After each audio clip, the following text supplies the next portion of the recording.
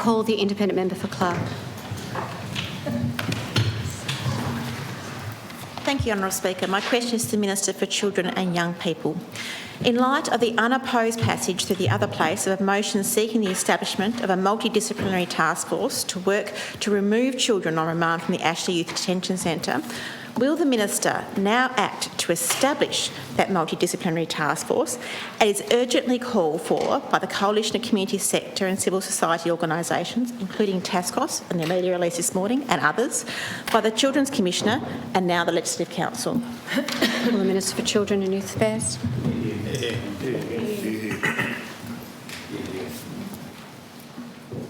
Thank you, Honourable Speaker, and I thank the Honourable Member for her question and her concern and interest. And I do note across this Parliament, both houses, and the sector that works with young people in our youth justice sector, that there is acute interest and awareness in the need to reduce the number of young people in detention immediately and in the longer term.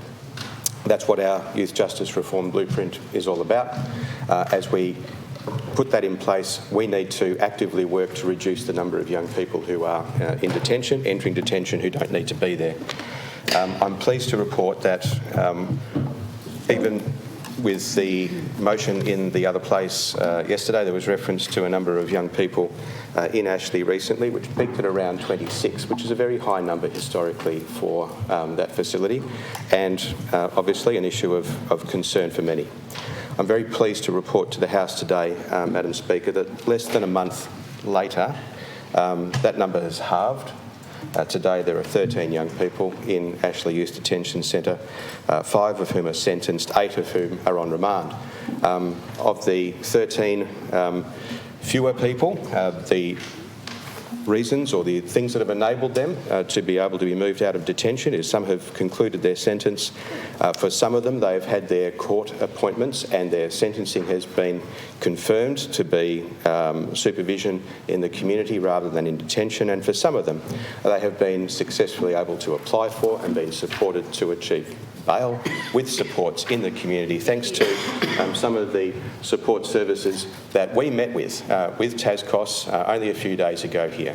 We agreed that we need to continue to work through the individual needs of the young people who remain on remand and who are entering remand every day to ensure that we are exhausting all opportunities to support them to apply for bail, to put supports around them that enable them to see out their period on bail, awaiting the termination of their court process in the community with the supports that need them.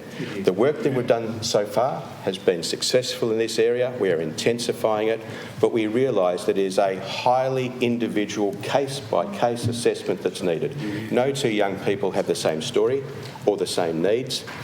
Sitting at the table with a range of service providers the other day, we agreed that none of our community service provider organisations are in a position to be a detention facility.